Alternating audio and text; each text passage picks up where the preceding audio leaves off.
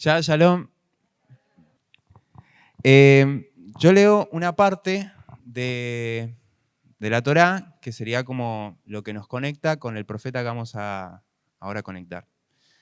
Leo esto y nos vamos a ir inmediatamente al primer libro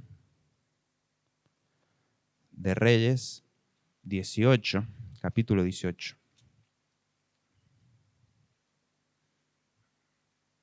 Del versículo 1 hasta el 30 y... Ya les digo bien, que lo tengo acá. 39, perfecto. Llegaron, sigo escuchando hojas. Repito, es el primer libro de Reyes, capítulo 18, versículo 1 hasta el 39.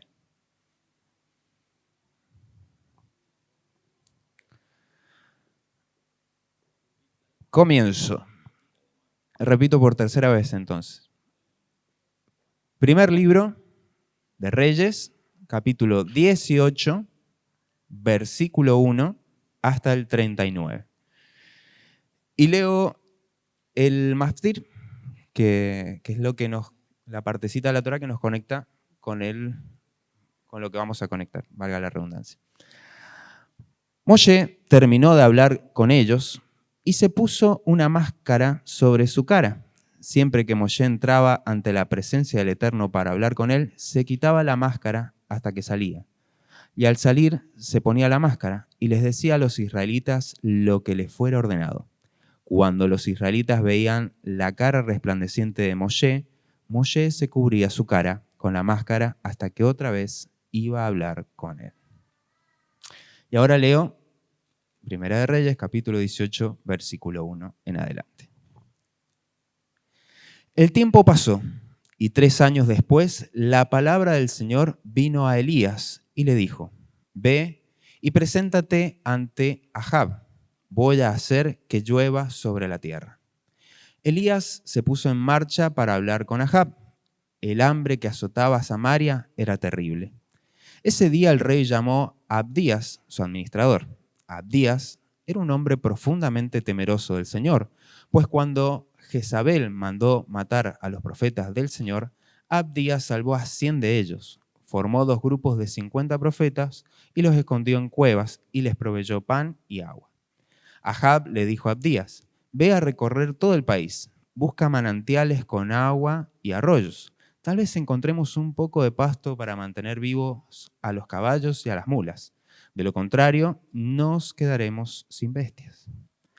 Para recorrer el país lo dividieron en 2 partes. Ahab se fue por un lado y Abdías por el otro. En el camino, Abdías se encontró con Elías y cuando lo reconoció, se inclinó de cara al suelo y le preguntó: ¿Acaso no eres tú, mi señor Elías? Y Elías respondió: Sí, yo soy Elías. Ve y dile a tu amo que aquí estoy. Pero Abdías le preguntó: ¿Cuál es mi pecado? ¿Por qué quieres entregar a este siervo tuyo? Si caigo en manos de Ahab, me matará. Te juro por el Señor tu Dios que mi amo no ha dejado de buscarte por todos los reinos y naciones, pero siempre le dicen que allí no estás. Y Ahab los ha obligado a jurar que en verdad no te han visto. Y ahora vienes tú y me ordenas que vaya y le diga al rey: aquí está Elías. ¿Sabes qué va a pasar? Que cuando yo vaya y le dé la noticia al rey, el Espíritu del Señor te llevará a otro lugar que yo no conozca. Y cuando el rey venga a buscarte, si no te halla, seguramente me matará. Este siervo tuyo teme al Señor desde que era joven. ¿Acaso no te han dicho, mi señor, que cuando Jezabel estaba matando a los profetas del Señor, yo escondí a 100 de ellos? A 50 los puse en una cueva y a otros 50 los puse en otra y los alimenté con pan y agua. Y ahora vienes tú y me ordenas que vaya y le diga a mi amo que estás aquí. ¿Acaso quieres que me mate? Entonces Elías le dijo: Te juro por el Señor de los ejércitos, en cuya presencia estoy, que hoy mismo me presentaré ante tu amo. Entonces Abdías fue en busca de Ahab, y cuando lo encontró le dijo que el profeta Elías estaba allí. Y Ahab vino al encuentro de Elías. Cuando lo vio dijo: ¿Qué ¿no eres tú el que anda perturbando a Israel? Y Elías respondió, yo no ando perturbando a Israel. Lo perturban tú y la familia de tu padre al apartarse de los mandamientos del Señor y a seguir las imágenes de Baal. Pero ordena ahora que todo el pueblo se reúna en el monte Carmelo, junto con los 450 profetas de Baal y los 400 profetas de Aserá que Jezabel alimenta. Ahab reunió en el monte Carmelo a todos los israelitas y a los profetas. Entonces Elías se paró frente a todo el pueblo y dijo, ¿hasta cuándo van a estar titubeando entre dos sentimientos? Si el Señor es Dios, síganlo a Él. Pero si piensan que Baal es Dios, entonces vayan tras Él. Y como el pueblo se quedó callado,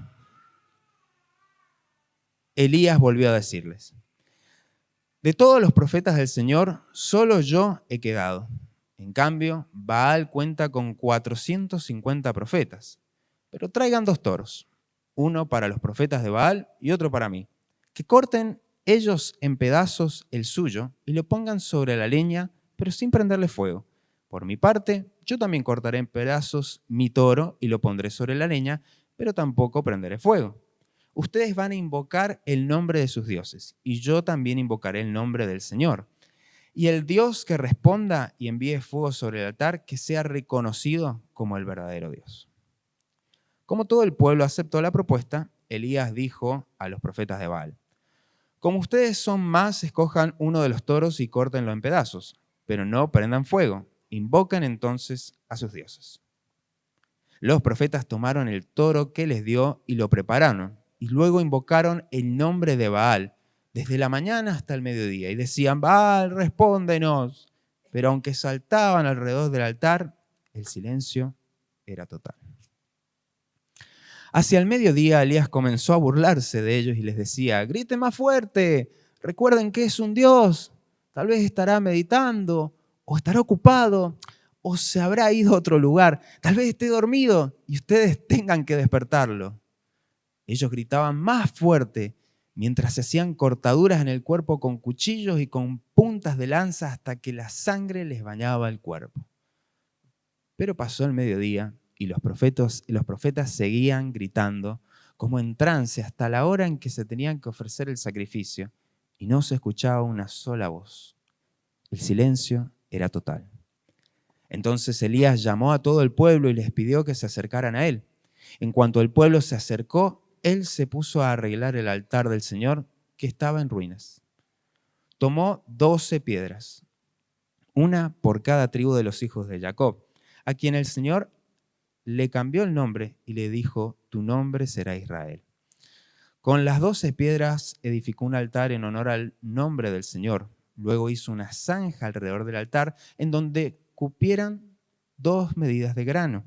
Preparó la leña y destazó el toro y lo puso sobre la leña. Entonces pidió que llenaran 4 cántaros con agua y que la derramaran sobre el toro y sobre la leña, y aún pidió que volvieran a mojar el altar. Esto lo hicieron una y otra vez, y el agua corría alrededor del altar y hasta la zanja se llenó de agua.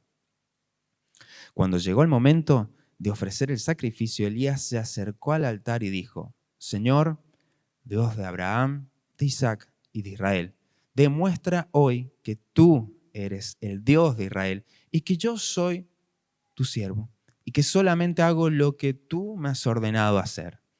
Respóndeme, Señor, respóndeme, que tu pueblo reconozca que tú, Señor, eres Dios y que tú harás que su corazón vuelva a ti. En ese momento cayó fuego de parte del Señor y consumió el toro que allí se ofrecía y la leña y las piedras y hasta el polvo, y aún secó el agua que inundaba la zanja. Cuando todos vieron esto, se arrodillaron y exclamaron, el Señor es Dios, el Señor es Dios. Amén. Era larga la lectura. Hoy quiero comenzar la conexión de lo que está para allá, que se llamó Kitizá, esta porción para los nuevos, a lo que la semana entrante vamos a seguir estudiando. Y para poder hacer la conexión, sí o sí lo tengo que hacer con una pregunta, que me la hago a mí y también se la hago a cada uno de ustedes. Y la pregunta es, ¿quién es mi Dios? Antes de responder rápidamente, me gustaría entrar en un contexto a lo que refiere esta pregunta que les hago propia, pero también se las extiendo a ustedes. Porque para poder responder tenemos que hacer un poco un contexto de lo que toda esta semana nos estuvo acompañando y lo que acabo de leer para poder saber cómo responder a esto. Por un lado, ambas porciones narran en cierta manera eventos similares. Por un lado, estudiamos que estuvo Moisés o Moshe en el monte y en ese momento que estaba en el monte, el pueblo, por no esperar, le pidieron a Aarón que hicieran un becerro de oro.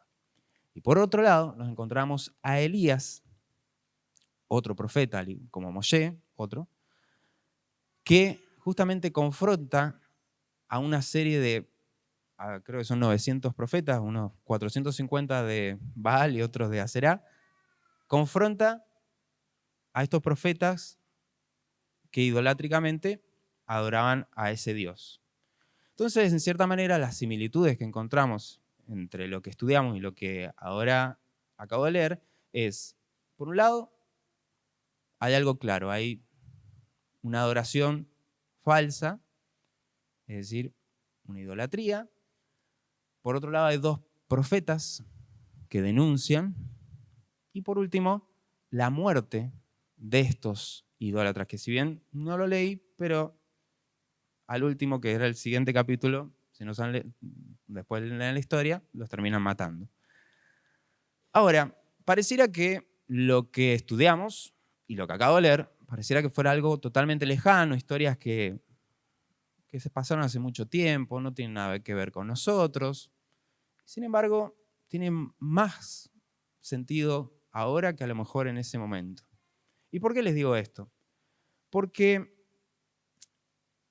esta situación de la que vivió el pueblo de Israel allá con Moshe, y también en este momento la situación que vivió con el profeta Elías, nos representa de una u otra manera a nosotros. ¿Y cómo nos representa a nosotros? Porque en muchas oportunidades actuamos o somos confrontados con la pregunta que le hace el mismo profeta, Elías, que les dice en el capítulo 18, les dice en el versículo 21, ¿hasta cuándo van a estar titubeando entre dos sentimientos? Si el Señor es Dios, síganlo a Él, pero si piensan que Baal es Dios, entonces vayan tras Él. Y a veces nosotros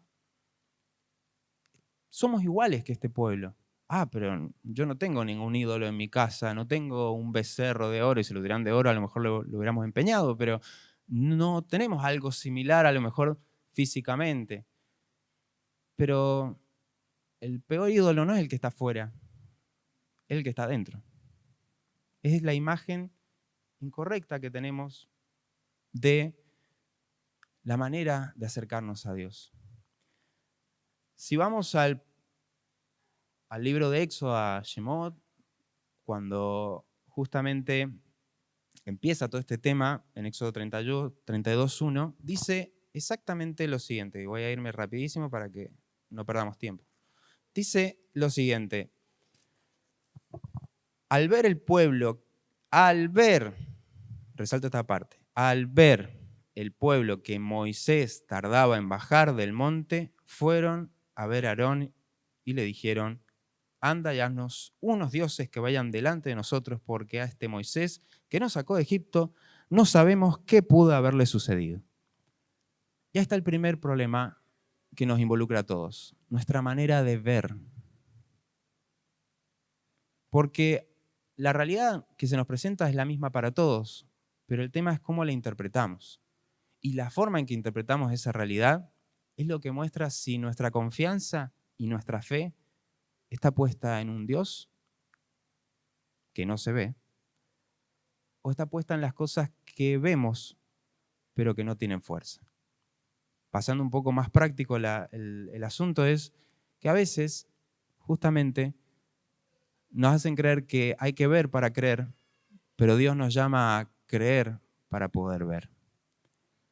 Y esta porción nos, sí o sí, para poder conectarnos con lo que se viene, nos llama a poder aprender a ver qué hay dentro nuestro. Porque muchas veces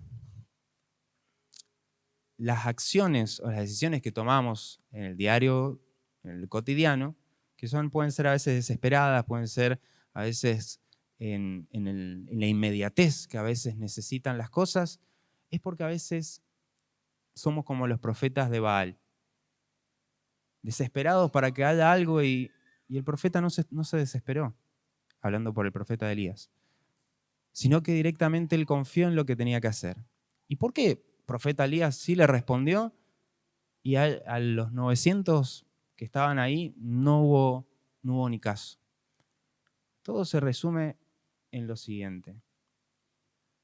Dios quiere, o el Eterno quiere, que destruyamos dentro de nosotros todo lo que está ocupando su lugar. Puede llamarse dinero, puede llamarse trabajo, puede llamarse hijos, esposo, familia. Para ídolos tenemos de todos los colores y formas. Y Dios, el Eterno, nos demanda a que el único lugar que quiere ocupar sea el principal en nuestras vidas. No podemos seguir continuando estudiando si no podemos responder quién es mi Dios. ¿Cuál es tu lugar de confianza? ¿Dónde está puesta tu fe? ¿En el dólar, en las ventas, en los negocios? ¿En qué? ¿Quién es mi Dios? Tiene que ser tu pregunta diaria para que justamente las circunstancias o todo lo que se viene no te venzan, sino que puedas salir más que victorioso. Muchas gracias.